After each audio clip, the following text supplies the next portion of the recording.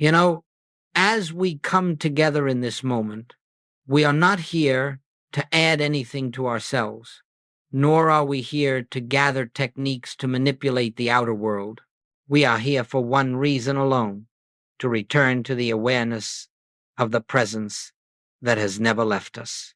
All the fear, all the panic, all the anxiety you have known in your human experience, these have arisen only because attention drifted outward to appearances and away from the kingdom within. And so the problems of the so-called world seem to take on a power they do not possess. If you understand this first principle, you understand the foundation of all spiritual living. Nothing external has power. Power is not in circumstances, not in bills, not in conditions, not in the body, not in the mind. All power is spiritual. All power is in God. But to know this as more than words, there must be a turning, an inner recognition of the presence that is closer than breathing, and yet unnoticed when we rush to solve, to fix, to fear. In this hour, we are not here to struggle with effects. We are here to awaken to cause. And cause is always, eternally, your consciousness of God. Not a God afar off, not a God who must be persuaded to act, but the living presence at the center of your being. Every discord, every fear, every sense of lack has its root in the belief that you stand apart from that presence. Every harmony, every healing, every supply that has ever appeared in your life has come through some measure of awareness of your oneness with it. I would like you to understand from the outset that we are not preparing to overcome fear. We are preparing to see through it. We are not here to manipulate the outer scene. We are here to behold the reality behind the scene. And when this inner shift occurs, even for a moment, you will find that outer experience must conform to the inner recognition. That is why Jesus taught, seek first the kingdom, not as a command, but as a spiritual law. The kingdom is not something to be achieved. It is something to be recognized. Throughout our time together, we shall look at the nature of panic, the reason it arises, and how, through a simple turning within, it dissolves in the light of truth.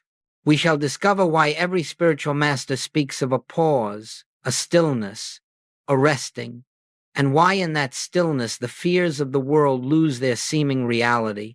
And most importantly, we shall learn together how to bring this recognition not only into meditation, but into the very moments when the world shouts its loudest, when a bill appears, when bad news arrives, when anxiety grips the chest. It is precisely there that you will discover the kingdom is not hidden. It is present. It is accessible. And so let us begin not by searching outwardly, but by acknowledging that the presence is here, right where you are, right now. And in that quiet acknowledgement, you are already seeking first. Now, let us look with honesty and with gentleness at this matter of panic, because it touches every human life in one form or another. And yet, if we understand its nature spiritually, we discover something quite surprising. Panic has no truth in it. Panic is not an experience ordained by God. It is the natural consequence of believing that power rests in the outer world. It appears the moment we forget the source and begin to react to appearances as though they were cause. Every fear, every anxious tightening begins with a single assumption. I am separate from my supply. I am separate from my health. I am separate from safety, harmony, and peace. The moment this belief takes hold, we begin seeking in the world of effect, seeking solutions, seeking protection, seeking reassurance. But this seeking is not seeking first. It is seeking second. And seeking second is the spiritual root of panic. When the bill arrives unexpectedly, You will notice how swiftly the mind declares, I do not have enough. That is, seeking second. When the doctor speaks of symptoms, the mind races to outcomes. That is, seeking second. When relationships fracture, the mind searches for explanations, defenses, strategies. Again, seeking second. All of this movement is the mind turning outward, assigning power and intelligence to the world of form, forgetting that form is never cause, it is only effect. As long as we believe that something external has the authority to harm us or to limit us, fear will inevitably arise. And yet, there is a deeper truth. Panic never arises because of the appearance itself. Panic arises because the mind has stepped outside its own center. It has lost sight of the presence. It has begun to live in the realm of shadows rather than in the light of reality. A bill cannot create fear. Ink and paper have no law. The body cannot create fear. It is a form through which life expresses. Words spoken by another cannot create fear. They are vibrations of air, nothing more. Fear arises only because consciousness assigns power to that which has none. This is why every spiritual teaching begins with humility, not as a moral quality, but as a recognition that the human mind, left to itself, sees falsely. The human mind sees through the lens of separation. It sees a world of many powers, many causes, many dangers, and from that false vision, it draws false conclusions. When you begin to understand this, you will see that panic is not your enemy. It is simply the mind announcing, I have lost awareness of truth. And at that moment, you do not battle panic, nor do you try to affirm it away. You do not run to human solutions, nor do you condemn yourself for feeling afraid. Instead, you quietly acknowledge what has taken place. The mind has begun to seek second. That acknowledgement alone is the first step in awakening. For in recognizing the source of panic, you begin to withdraw belief from appearances. You begin to reclaim your center. And in that silent turning, you are already shifting from fear to recognition, from the outer world to the kingdom within. The presence of panic is not a sign of failure. It is a sign that the opportunity for remembrance is present. It is the doorway back to seeking first. Every fear is a call to come home. Every anxious moment is an invitation to rediscover the presence that never leaves you, though you may lose sight of it in the noise of the world. And so, let us not fear panic. Let us understand it. Let us allow it to reveal where we have been seeking. And then, let us gently turn again to the true source, remembering that fear arises only when consciousness momentarily forgets its own oneness with God. When Jesus spoke the words, "Seek first the kingdom of God, and all these things shall be added unto you," he was not offering a commandment, nor was he presenting a technique for obtaining better human conditions. He was stating a spiritual law, a law as absolute and as unchanging as the law of gravity. And it is only in understanding this law spiritually that it becomes practical in daily life. The kingdom of God is not a place. It is not a future state. It is not an achievement for the virtuous or the disciplined. The kingdom of God is the conscious awareness of God's presence here, now, within your own being. It is the inner realization that the life you live is not self-sustained. It is God-sustained. It is the recognition that you do not stand apart from your source, but that your very being is the expression of that source. To seek first the kingdom is simply to remember this truth before turning to the world of appearances. It does not mean spending hours in meditation, nor does it mean withdrawing from human responsibilities. It means that before you look to effects, you acknowledge cause. Before you look to the body, you acknowledge life. Before you look to finances, you acknowledge supply. Before you look to human relationships, you acknowledge love. But notice something very important. Jesus did not say, "Seek the kingdom so that all these things may be added." He said, "Seek first the kingdom, and then all these things are added." He was revealing that the outer forms of life are not the result of effort, struggle, or human planning. They are the natural expression of consciousness when it is aligned with truth. When you seek the kingdom first, you are aligning with reality. You are resting in the awareness that all you ever desire, peace, supply, health, harmony, is already established in God, and therefore already present in the infinite spiritual reality that is your true life. When you forget this, you begin seeking second. You look to the outer world for peace, for assurance, for answers. And the outer world, having no power of its own, cannot supply what only inner recognition can reveal. This is why Jesus taught, "Take no thought for your life." He was not advising irresponsibility. He was teaching a shift of consciousness. He was pointing to a state of awareness in which the mind no longer attempts to secure itself through external means, but rests in the presence that is the very substance of life. The human mind always seeks second. It looks outward first, tries to solve, tries to prevent, tries to control. Spiritual consciousness seeks first. It turns inward before taking a step outward. It rests in God before addressing appearance. It abides in the presence before forming a plan. This is not a mystical ideal. It is the most practical way to live, because harmony can only be experienced when consciousness is aligned with its source. When Jesus said, "The kingdom of God is within you," he was revealing that you do not have to go anywhere to find God. You do not have to request what already is. You do not have to persuade what has already given itself as your being. You have only to recognize. Recognition is the true seeking, seeking that begins and ends within.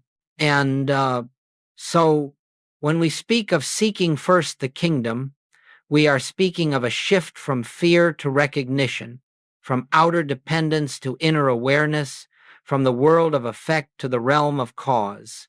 This shift is not dramatic. It is not emotional. It is quiet, gentle, and certain. It is the simple turning of consciousness toward its own source. As this becomes clear, you will discover that the words of Jesus were not distant spiritual poetry, but practical instruction for daily living. He was showing humanity how to meet every appearance, from the smallest irritation to the greatest crisis, not with fear, but with the calm assurance that God is the only presence and the only power. And when this assurance dawns, even faintly, the outer world begins to take care of itself, not because you have forced it, but because you have aligned with the kingdom that has always been the foundation of your life. Once we understand that all panic arises from seeking second, we can begin to see why the very first step in any spiritual response, whether the circumstance is small or great, is the pause. This pause is not a technique.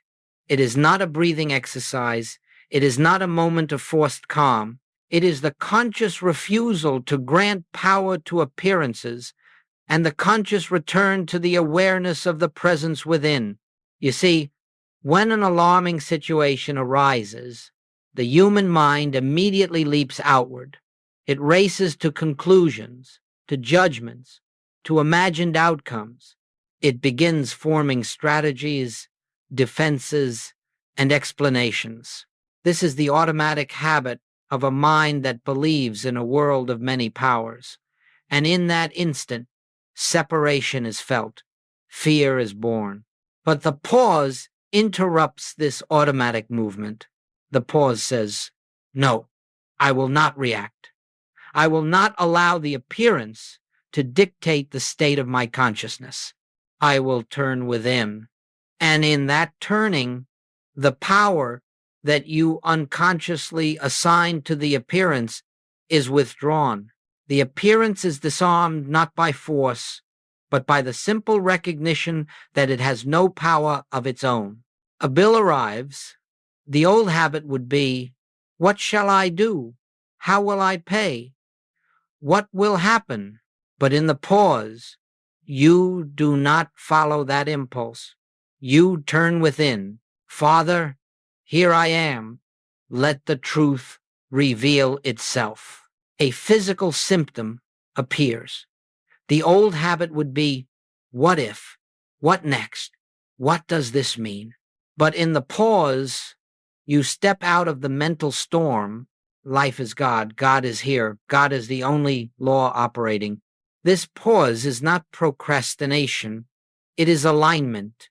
It restores the awareness that God alone is cause.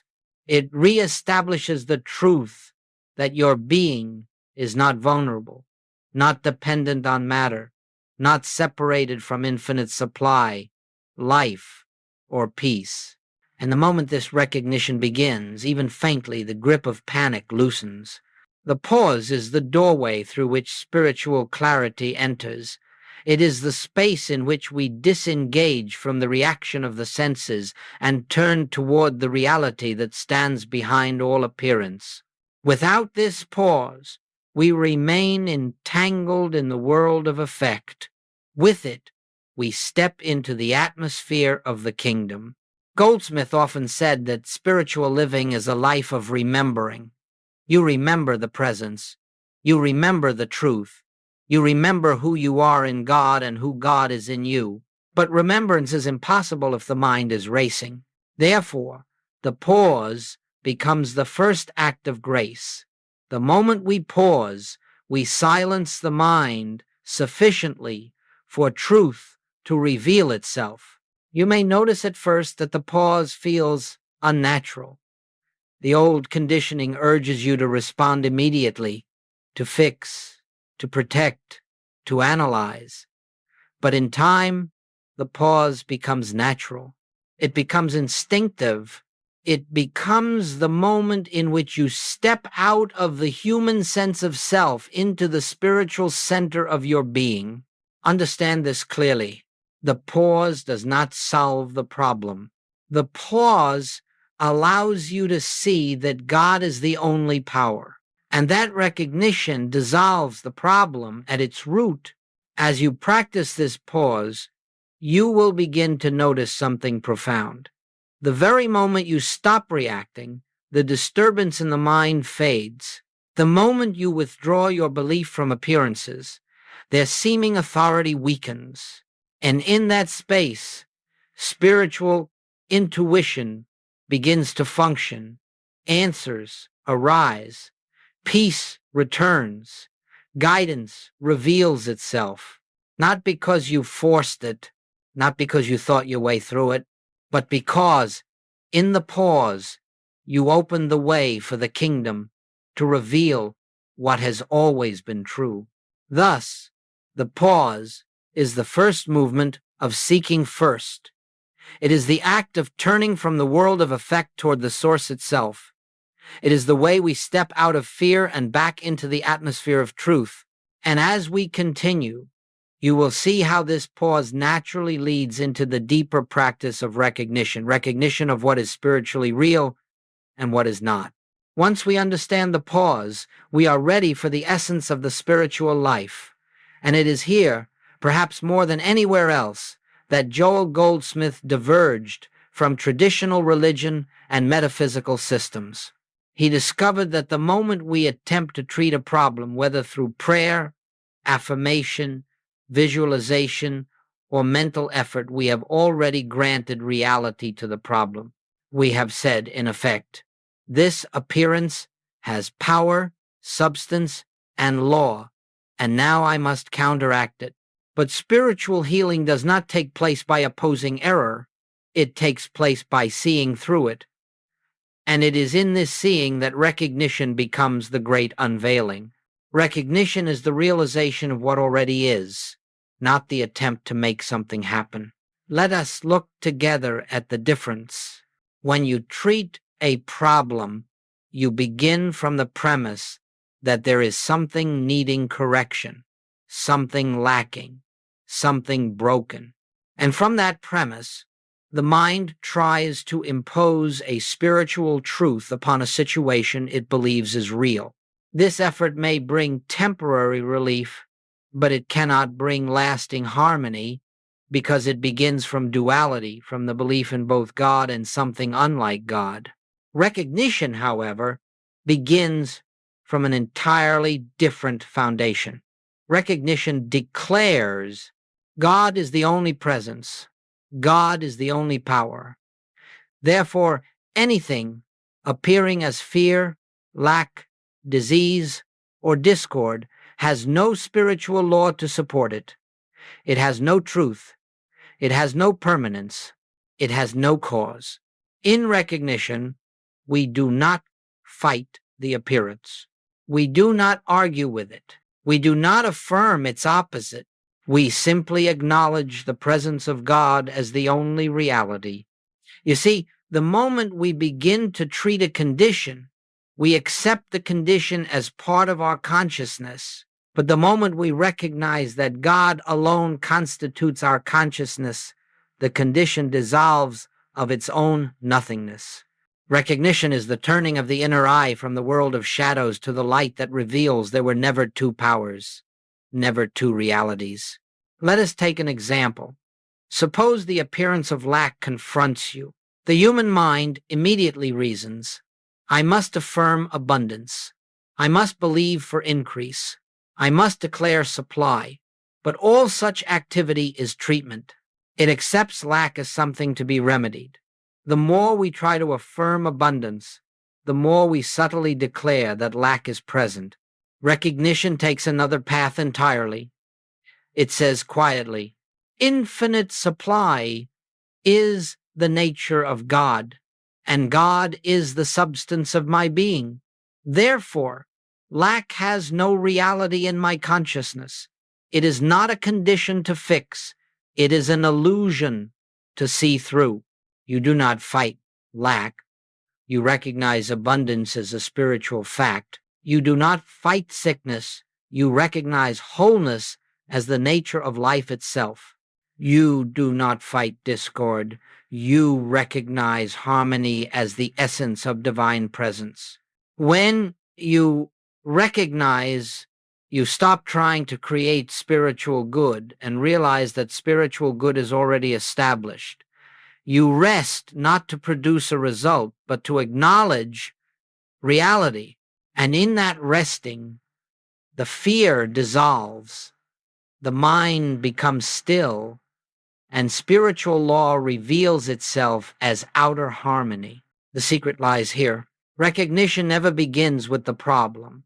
Recognition begins with God. When you treat, you begin with the appearance. When you recognize, you begin with the presence. One binds you to the world of illusion, the other frees you into the realm of the kingdom. This is why Goldsmith called recognition the highest form of prayer. For in recognition, we do not attempt to bring God into a situation. We realize that God is already the substance, the life, the law, and the activity of our being. The situation is seen not as something needing divine intervention, but as an opportunity for divine reality to be realized. And so, as we move forward, I want you to remember this simple truth. Spiritual harmony does not come because you force it. It comes because you see clearly. Recognition is spiritual seeing. It is the awareness that there is only one presence and one power. And when this awareness dawns, the shadows of fear and panic lose their foundation. In recognition, you are no longer trying to fix life. You are beholding life as God expressing itself. And that realization is the beginning of freedom. As we move deeper into this work, we begin to see why the spiritual life cannot be lived by human effort. Human effort belongs to the realm of cause and effect, the belief that outcomes depend upon personal strength, personal wisdom, personal planning. But in the spiritual life, we discover that all genuine harmony flows not from effort, but from grace. Grace is the activity of God within your consciousness, unfolding without strain, without pressure, without forcing. And here again we find a truth that is simple, but not always easy to accept. Every place in your life where you struggle, you are living by human effort. Every place where there is peace, you are living by grace. Grace does not mean passivity. It does not mean we sit idle, waiting for life to arrange itself. Rather, it means that we do not attempt to arrange life through fear-driven action. We act, but our action flows from inner guidance, not from panic. We move, but the movement arises from stillness, not urgency. Grace becomes the invisible order behind every visible step you take. Human effort says, I must make this happen. I must find the solution. I must protect myself. I must secure my future. Grace whispers, God is the activity of your being. God is the intelligence that goes before you. God is the supply, the health, the harmony, the order. Rest and let the infinite reveal itself. In the life of the human, every need becomes a burden. But in the life lived by grace, every need becomes an opportunity for the presence to reveal another facet of its harmony. You do not fear needs. You welcome them as occasions for recognition. You do not dread change. You understand that grace always expresses as exactly what is needed, in exactly the way it is needed, at exactly the right time. You will notice that when you are living by human effort, your actions are anxious, hurried, or pressured. They come from a sense of incompleteness. They come from the belief that something is missing in you or in your world. But grace moves differently. Grace moves quietly. Grace never strains. Grace never rushes. Grace operates from fullness, not lack. Goldsmith often reminded his students, God performs, God reveals, God sustains. When you understand this, you no longer try to direct the infinite. You no longer attempt to persuade God to do what the infinite is already doing. You no longer attempt to improve the perfect or to repair the eternal. Instead, you surrender the belief that your human will holds the key to harmony. And in that surrender, you find rest. Rest is the atmosphere of grace. Rest is the recognition that nothing essential can be taken from you and nothing real can be withheld from you. Rest is the knowing that your life is lived by God, not by the limited sense of self. Let us look again at the practical side of this. When a financial need arises, the human mind immediately begins calculating, planning, worrying. But living by grace means you first turn within and acknowledge supply is spiritual. It is infinite. It is God expressing as my experience. In that recognition, ideas come, guidance appears, opportunities unfold, and even if none of these appear immediately, the fear dissolves, and when fear dissolves, the way is clear for grace to act. When a physical appearance arises, the human mind begins its search for causes and remedies, but grace reveals that life is God, and God is indivisible. You do not have to force healing. You rest in the recognition that wholeness is the nature of your being, and from that rest, harmony manifests not as a result of struggle, but as the natural activity of divine presence. When discord appears in relationships, the human mind seeks control, justification, or defense. But grace reveals that love is the only reality, and love is always present. When you rest in that truth, the discord loses its force. You find yourself speaking words you could not have planned, taking actions you could not have invented. Grace expresses itself as harmony, reconciliation, or calm separation, whatever is aligned with divine order. The key is this: grace cannot flow where effort is in control. Grace reveals itself the moment you release the belief that you must manage life. Living by grace is living from the kingdom within. It is the realization that God, not the human mind, is the source, the guide, the healer, the supply. And when this awareness becomes your foundation, you find that life begins to unfold with an ease you could never have created. You take the steps that are yours to take, but you take them from inner fullness. You act, but action is no longer a product of fear. You move, but movement is guided. You speak, but the words come through you, not from you. This is the life Jesus described when he said, "My yoke is easy and my burden is light." He was not speaking poetically. He was describing life lived by grace, life lived by the presence rather than the personal self. In this recognition, strain disappears. In this recognition, fear dissolves. In this recognition, you discover that the kingdom was never a distant goal, but the ground of your being in every moment. Now that we understand the pause and the deeper practice of recognition and the meaning of living by grace, let us bring this teaching into the very moments where life seems most demanding.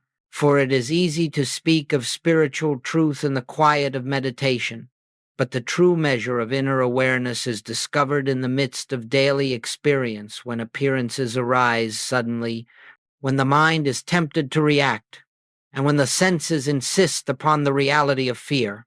And so, let us look together at what it means to seek first the kingdom in the exact moments when the world would persuade you to seek second. Remember this: seeking first is not an action of the mind. It is a shift in consciousness. It is the turning from appearance to reality, from fear to presence, from the outer scene to the inner source. Let us walk through several common situations, for each one presents the same spiritual invitation, though the form may differ. When a frightening bill appears, you open the envelope, or you see the notification on your screen, and immediately the old conditioning rises. The mind begins to calculate, to fear, to imagine. In that instant, the sense of separation returns. I must find a way. I must fix this. But this is the moment when spiritual practice becomes real. Before you react, pause, not to suppress fear, not to deny the need, but to acknowledge the truth. God is the source and substance of all supply. I am not separate from God. In that moment of recognition, the fear begins to dissolve. The sense of helplessness lifts. You discover that the need does not define you, nor does it limit you. Now, from this centered awareness, you may take whatever practical steps are given, but those steps will arise from peace, not panic. The outer need has not disappeared, but something far more important has occurred. The need no longer dictates the state of your consciousness. And when consciousness is no longer enslaved to appearance, grace can begin its work. B. When an unexpected symptom or diagnosis appears, perhaps you feel something in the body, or a doctor speaks words that seem heavy with fear, the human mind would immediately identify with the body and conclude, this is happening to me. But you are not the body. The body is an instrument of experience, not the source of your life. Life is God. Life is infinite. Life is indivisible. So when the appearance of illness arises, do not rush to treat it mentally. Do not attempt to force a healing. Instead, pause. In that pause, turn inward. Father, you are the life of my being. Whatever you are, I am. In that recognition, you withdraw the power that fear had begun to assign to the appearance. You realize that the body does not govern your life. The presence governs the body. From this recognition, harmony can reveal itself in ways beyond human planning, through medicine, through rest, through intuition, through unexpected avenues. But the healing does not come from the avenue. It comes from the recognition. See, when anxiety floods you without reason, there are times when fear arises seemingly out of nowhere, a tightening in the chest, a cloud over the mind. The human impulse is to resist it, to question it, to attempt to push it away. But resistance only strengthens it. Instead, pause. Let the fear be what it is, a passing appearance in consciousness, not your identity. And in that stillness, recognize there is only one power. Fear has no presence, no law, no substance. Do not fight the fear. Do not analyze it. Simply refuse to grant it authority. In that gentle refusal, the fear loses its foundation. It dissolves like mist before the sun, not because you battled it, but because you stood in the recognition of truth. D. When relationships erupt in conflict, here, perhaps more than anywhere else, the temptation to seek second becomes strong. Words are spoken, emotions flare, misunderstandings arise. The mind wishes to defend, to explain, to protect itself. But in that very moment, if you can remain awake, you will see that conflict is nothing more than the appearance of two personalities forgetting the one, presence. Before speaking, pause. Recognize there is only one life here, only one presence, only one love. Whether the other person recognizes this or not is irrelevant. Your recognition creates the atmosphere in which harmony can reappear. You may find that your words soften, or that a wise silence arises, or that understanding emerges where tension once lived. Divine love makes the adjustment, not human will. E. When the future feels uncertain, the human mind always wants security in form, in savings, in plans, in predictions. But spiritual security does not come from the seen, it comes from the unseen. When the future feels unclear, turn within and acknowledge, divine intelligence goes before me. It prepares the way. The path is already established. This recognition frees you from anxiety about outcomes. You do not need to know the future to be safe. You need only rest in the presence that governs the future. These examples all point to the same truth. Seeking first is the practice of turning inward before turning outward. It is the recognition of God as the only presence and the only power. When consciousness remains aligned with this truth, outer circumstances lose their power to disturb the world, no longer governs your state of being. Instead, your state of being becomes the atmosphere in which the world unfolds harmoniously. This is not idealism. It is spiritual law.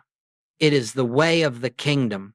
As we move toward the deeper stages of this work, it becomes important to understand that spiritual practice is not meant to be confined to brief moments of meditation or emergency situations. Those moments are essential, yes, but they are only the doorway. The true transformation occurs when seeking the kingdom becomes the foundation of your daily life, when recognition becomes as natural to you as breathing, when the presence becomes the underlying atmosphere of every thought, every decision, every interaction.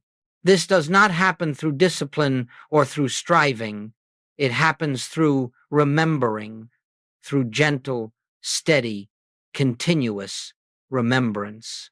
And so we must learn how to bring this inner awareness into the entire pattern of daily living, not as a task, not as a duty, but as a quiet orientation of consciousness. Let us consider how this unfolds. 1. Morning, establishing the tone of the day. In the first moments upon waking, before thought has fully taken form, there is a sacred opportunity. The mind has not yet begun its habitual activity. The senses have not yet begun to pull you outward. In that moment, simply rest in the awareness. The presence is here. The kingdom is within me. I and the Father are one. This recognition sets the tone for the entire day. It does not need to be long. Even a few seconds of quiet acknowledgement shifts consciousness from separation to union. You are not preparing the presence to accompany you into the day. You are recognizing that the presence has been the life of your night as well as your waking. Once this recognition is established, even faintly the day unfolds from a different foundation. You move not from human intention, but from spiritual alignment. 2. Throughout the day, returning again and again to presence. Seeking first becomes natural as you learn to return to the inner quiet repeatedly, gently, without effort. Not long periods, not dramatic meditations, just brief turnings inward. When you pause in the middle of activity and quietly acknowledge, God is here, you are reestablishing the atmosphere of truth in which the rest of your actions will unfold. These moments do not interrupt your life. They anchor your life. They weave recognition into the very fabric of your day while you are working, speaking, driving, washing dishes, answering messages. Little by little, the sense of separation weakens and the awareness of oneness strengthens. 3. Evening, releasing the day. Back to the presence. At the close of the day, as you prepare to sleep, there is another opportunity.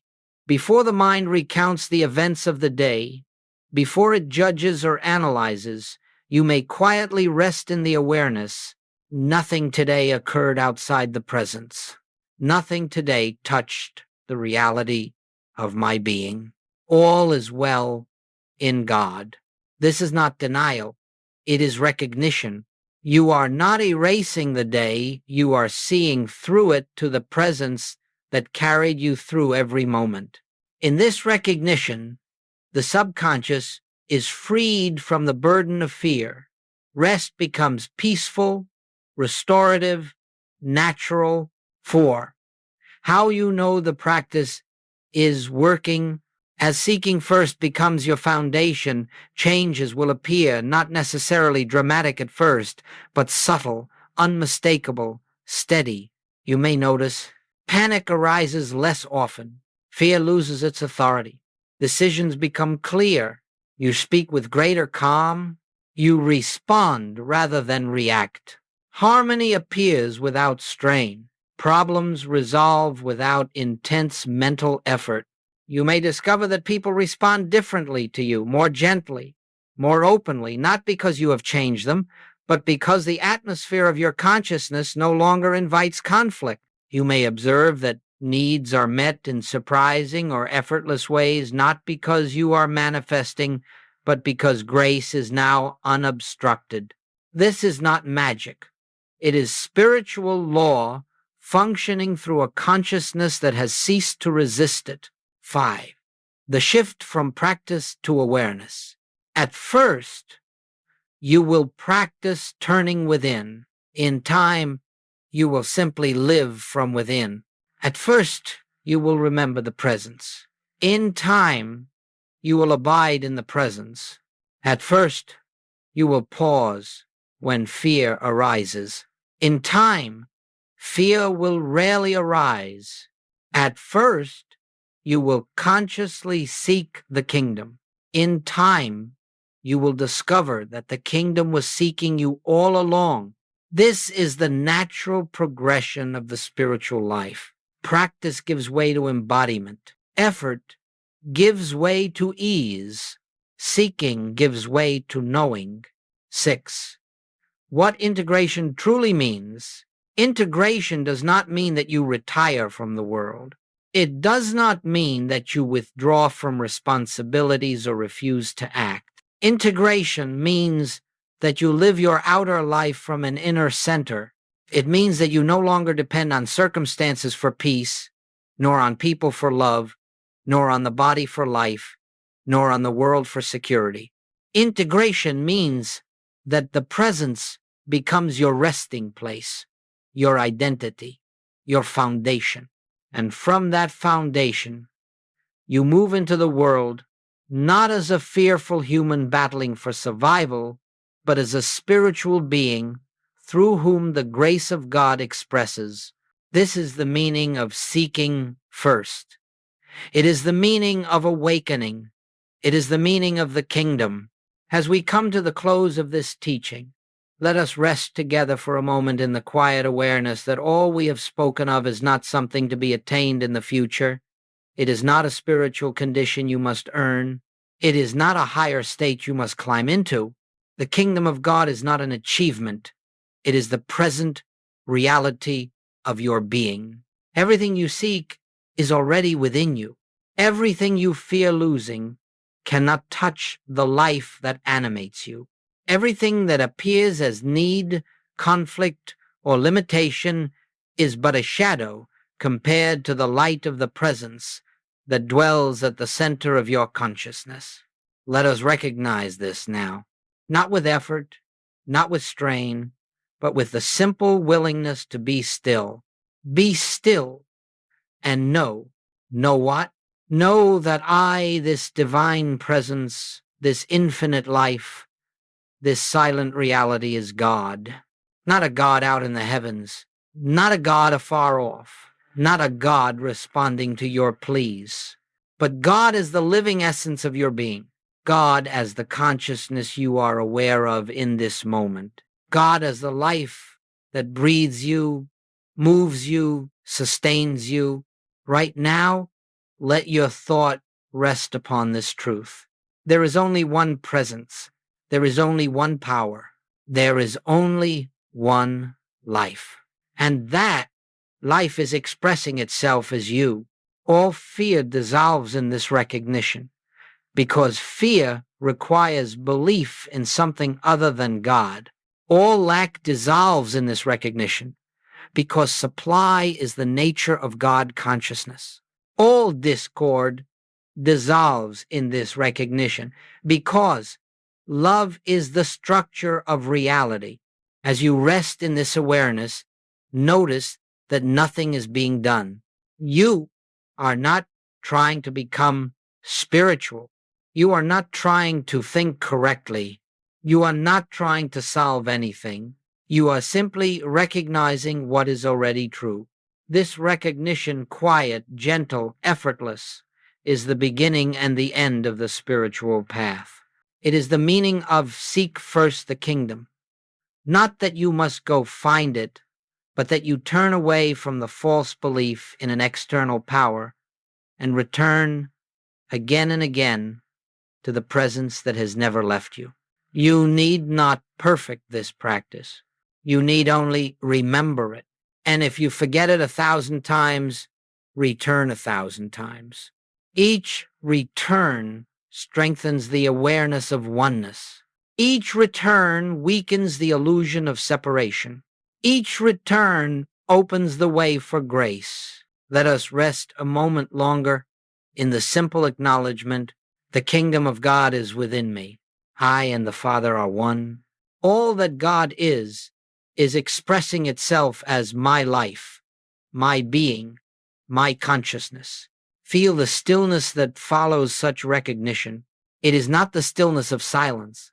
It is the stillness of truth, a stillness that has always been here, waiting for you to notice it. This is the foundation of your new life, not a life free from appearances, but a life free from bondage to appearances. Not a life without challenges, but a life in which challenges no longer dictate your state of being. Not a life of human striving, but a life of divine unfolding. As you leave this teaching, you do not carry new ideas, you carry a new awareness. An awareness that your safety, your supply, your peace, your joy, your wholeness are all anchored in the presence that lives you. Walk gently, act when guided, rest often, and return always, for the kingdom is not far. The kingdom is not hidden. The kingdom is not conditional. The kingdom is the very essence of your being now, here, forever. And as you recognize this, even faintly, even imperfectly, the grace of God begins to reveal itself as your life. All is well. All has always been well. And all will continue to unfold from the fullness of the presence within,